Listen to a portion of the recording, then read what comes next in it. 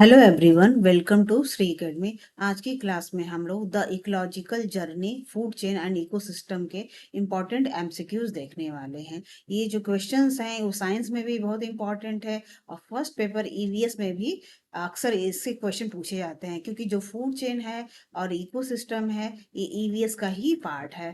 तो ये पेपर 1 और पेपर 2 दोनों के लिए ये क्वेश्चंस बहुत इंपॉर्टेंट होने वाले हैं। सो बिना टाइम गवाए इस सेशन को स्टार्ट करते हैं।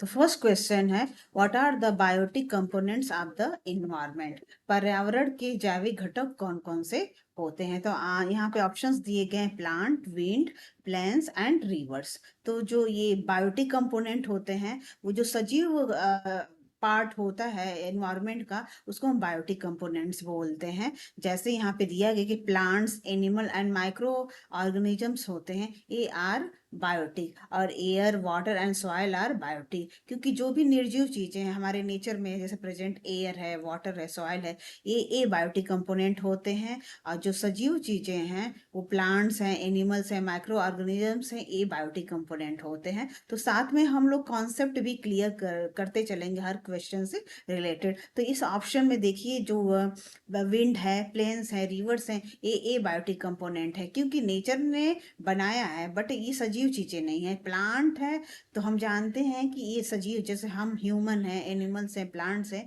ये सजीव होते हैं, लिविंग ऑर्गेनिजम्स होते हैं। और जो लिविंग ऑर्गेनिजम्स होते हैं उन्हीं को हम बायोटिक कंपोनेंट बोलते हैं। So answer will be A, plants.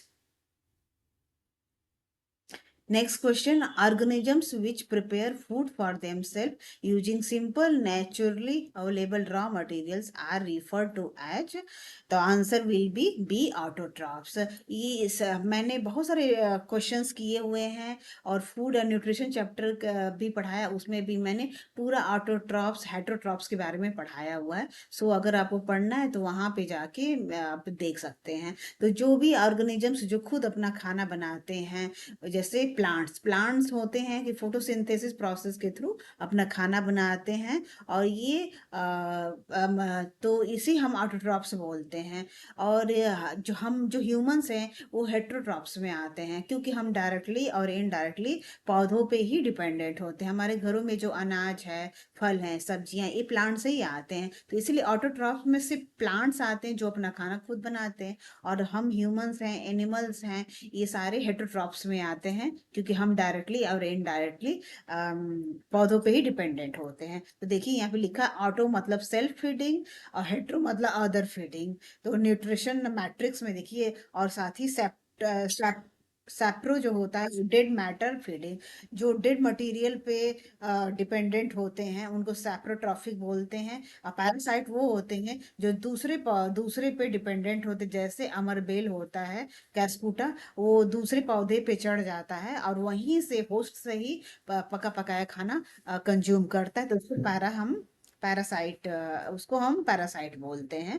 तो इस तरह से देखिए, ऑटोट्रॉप्स प्लांट्स होते हैं, हेट्रोट्रॉप्स जैसे हम ह्यूमन हैं वो डायरेक्टली और इनडायरेक्टली पौधों पे डिपेंडेंट होते हैं। सेप्रो जो होते हैं डेड मैटर फीडिंग, डेड जो मटेरियल्स हैं हमारे इन्वायरमेंट पे उनके पे डिपेंडेंट होता है, जैसे यहाँ पे दिखाया गया है। और पैरासाइट वो होते हैं जो दूसरे पौधों पे डिपेंडेंट होते हैं, उन पे, जैसे एक स्कूटा है दूसरे पौधे पे चढ़ जाता है और उसके अंदर क्लोरोफिल की कमी होती है, सो अपना खाना नहीं बना सकता है। तो क्या होता है, जो होस्ट प्लांट जिस पे चढ़ा होता है वहीं से डायरेक्ट खाना बना हुआ उसको कंज्यूम कर लेता है, इसीलिए जो होस्ट प्लांट होता है उसको ही नुकसान पहुंचाता है। तो वे जीव जो सरल प्राकृतिक कच्चे माल का उपयोग करके अपना भोजन स्वयं बनाते हैं उनको हम स्वपोषी बोलते हैं।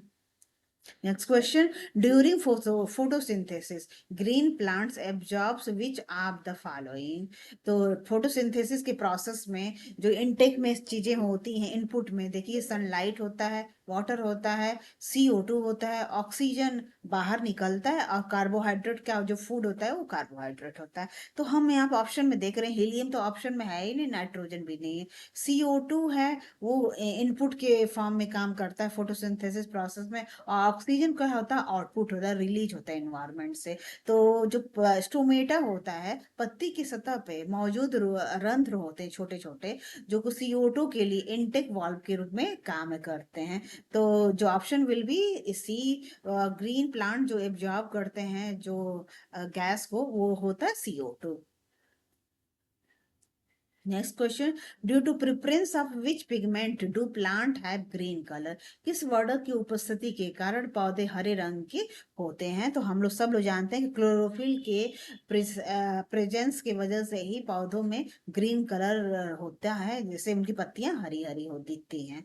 तो देखिए, क्लोरोप्लास्ट में मौजूद क्लोरोफिल सौर ऊर्जा को फंसाने के लिए आवश्यक होता है। अगर पौधों में क्लोरोफिल ना हो तो फिर ये सनलाइट को एब्जॉर्ब नहीं कर पाता है। तो बहुत जरूरी होता है कि अरे आपका इसीलिए यही रीजन होता है कि पौधे ऑटोट्रॉफ्स होते हैं, अपना खाना खुद बना पाते हैं, क्योंकि उनके में ग्रीन जो प्रेगमेंट होता है, पिगमेंट होता है, क्लोरोफिल बोलते हैं, वो रिक्वायर्ड होता है सोलर एनर्जी को ट्रैप करने के लिए। तो उसी चीज को यहाँ पे समझाया गया है।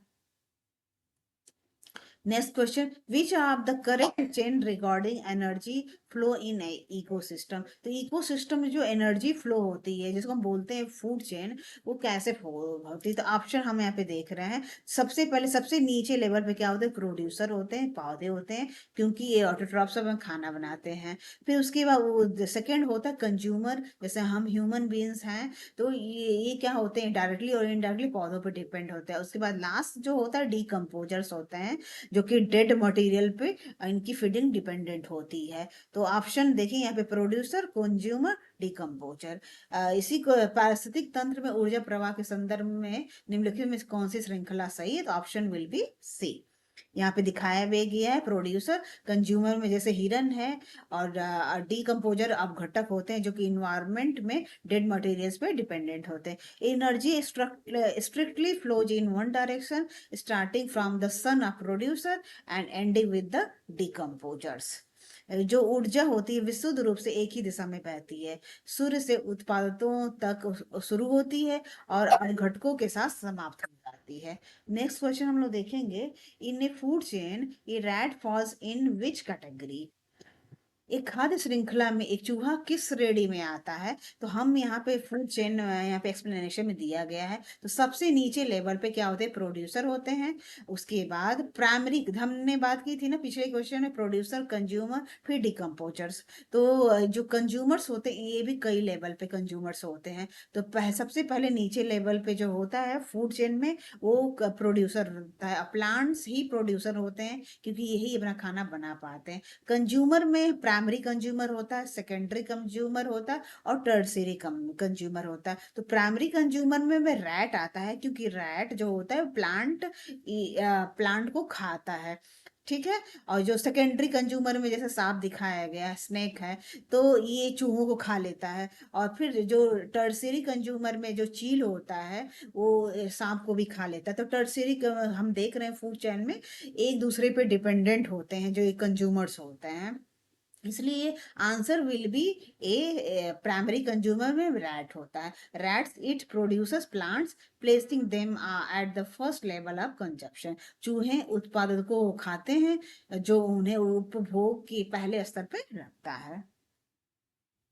Next question, organisms that feed on waste products and dead matters are called. तो अभी हमने डिस्कस किया था कि जो वे जो अपशिष्ट उत्पादों और मृत पदार्थों को खाते हैं, उनको हम क्या करते हैं? बोलते हैं मृत जीवी, या सैप्रोट्रॉफिक भी बोलते हैं, ठीक है। इसको देखिए यहाँ पे लिखा गया है, डेट्रीटिवोर्स बोलते हैं, ठीक है। कार्निवोर्स होते हैं जो कि जानवरों को खाते हैं, जैसे हिरन को लॉयन खाता तो कार्निवोर्स होता है। हार्बीवोर्स होते हैं जो प्लांट खाते हैं, जैसे हिरन है, हार्बीवोर्स है, कार्निवोर्स लॉयन है। और ये सारी चीजें हैं। तो पहला option will be A, will be मृत जीवी जो होते हैं, वो वेस्ट प्रोडक्ट और डेड मैटर पे डिपेंडेंट होते हैं। जैसा कि यहाँ पे बताया भी गया है कि यहाँ पे न्यूट्रिएंट लूप में कैसे समझाया गया, जैसे प्लांट है प्रोड्यूसर्स, न्यूट्रिएंट्स को अवसोर्स करते हैं, ठीक है।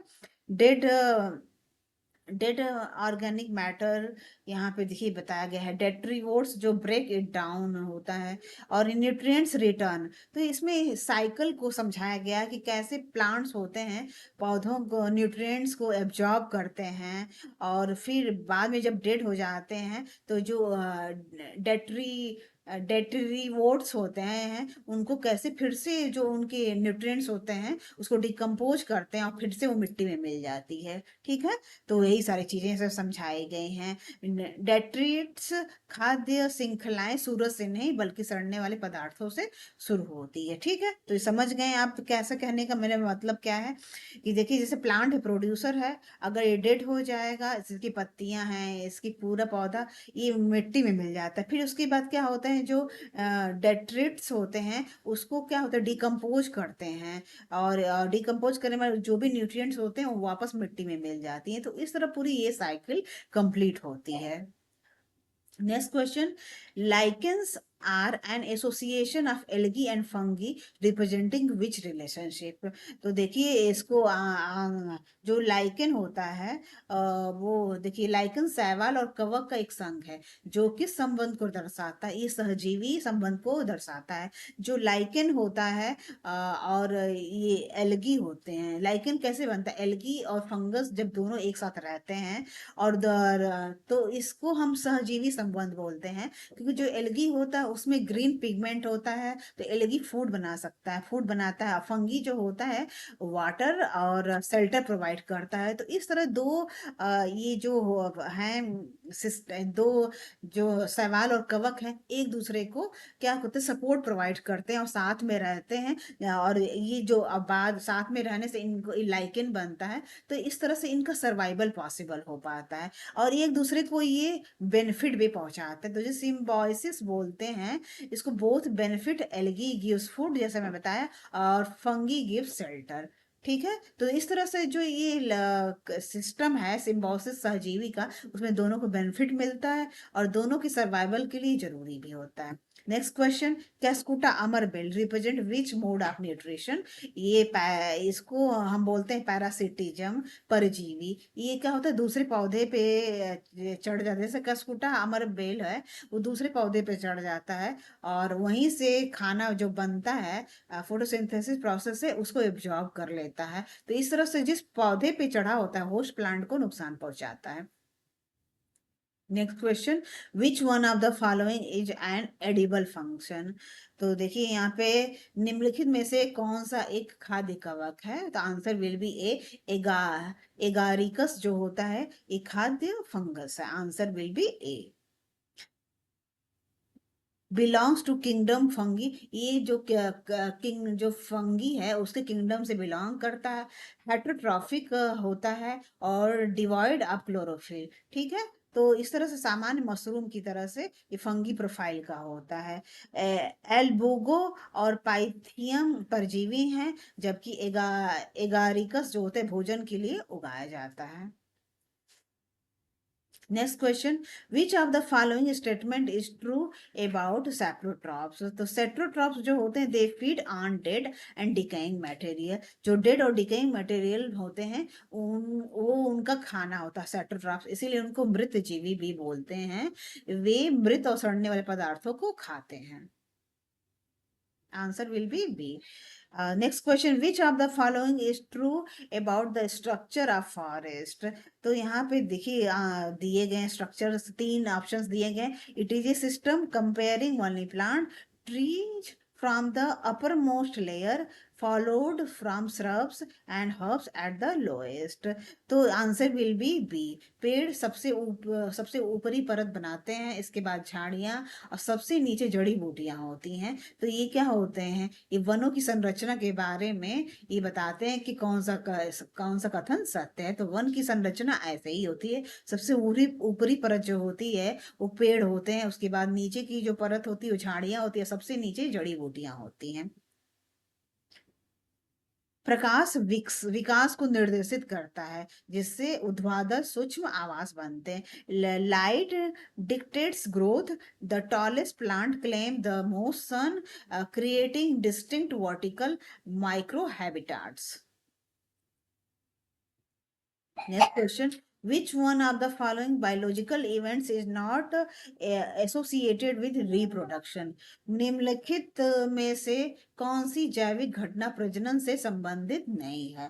तो इसमें देखिए 4 ऑप्शंस दिए गए हैं। पेड़ की शाखा से नई पत्ती का बनना, कुत्ते का पिल्ले को जन्म देना, ये तो रिप्रोडक्शन का ही पार्ट है। बीज का पौधों में विकसित होना, ये भी रिप्रोडक्शन का पार्ट है। और अंडे से चूजे का निकलना, ये भी रिप्रोडक्शन का पार्ट है। तो ऑप्शन ए जो है, पेड़ की शाखा से नई पत्ती का निकलना, ये रिप्रोडक्शन का पार्ट नहीं होता है। सो आंसर विल बी ए। क्योंकि जो पेड़ की शाखा से नई पत्ती का निकलना, ये ग्रोथ का पार्ट है। बाकी जितने भी ऑप्शंस हैं, ये प्रजनन बताता है। प्रजनन क्या होता है? Creating a new organisms of same kind, ये क्या होता है? रिप्रोडक्शन होता है। Next question, which is the most abundant greenhouse gas present in the atmosphere? वायु वायुमंडल में सबसे अधिक मात्रा में मौजूद ग्रीन हाउस गैस कौन सी है? तो answer will be C, CO2 है, जो कि सबसे अधिक मात्रा में पाई जाती है। अब natural green house gases maintain earth temperature, excess CO2 disturb this balance. Excess अगर CO2 इन्वायरमेंट में है तो इसकी बैलेंस को क्या करता है? बिगाड़ता है। और जो ग्रीन हाउस जो गैसेज होती हैं, वो अर्थ की टेम्परेचर को मेंटेन करते हैं। Next question, what is the primary importance of biodiversity in the living world? जीवित दुनिया में जैव विविधता का प्राथमिक महत्व क्या है?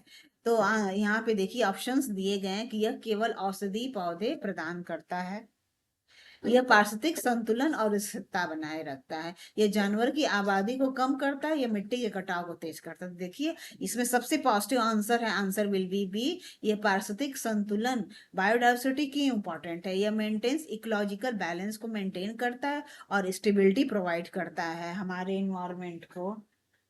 तो ये इसीलिए ऑप्शन विल बी बी। तो अब हम लोग देखते हैं, every organisms have specific role, a diverse web of life ensure that if one part is stressed ecology ecosystem does not collapse. प्रत्येक जीव की एक विशिष्ट भूमिका होती है। विविधता सुनिश्चित करती है कि पारिस्थितिक तंत्र ढह न जाए। तो ये 15 क्वेश्चंस जो थी, जो हमने अभी डिस्कस किए हैं, ये साइंस की पॉइंट ऑफ व्यू पेपर 2 के लिए भी बहुत इंपॉर्टेंट है और फर्स्ट पेपर ईवीएस में भी बहुत इंपॉर्टेंट है। सो आई होप आप लोगों को वीडियो बहुत अच्छी लगी होगी। वीडियो अच्छी लग रही है तो लाइक शेयर सब्सक्राइब जरूर करें। Thank you so much.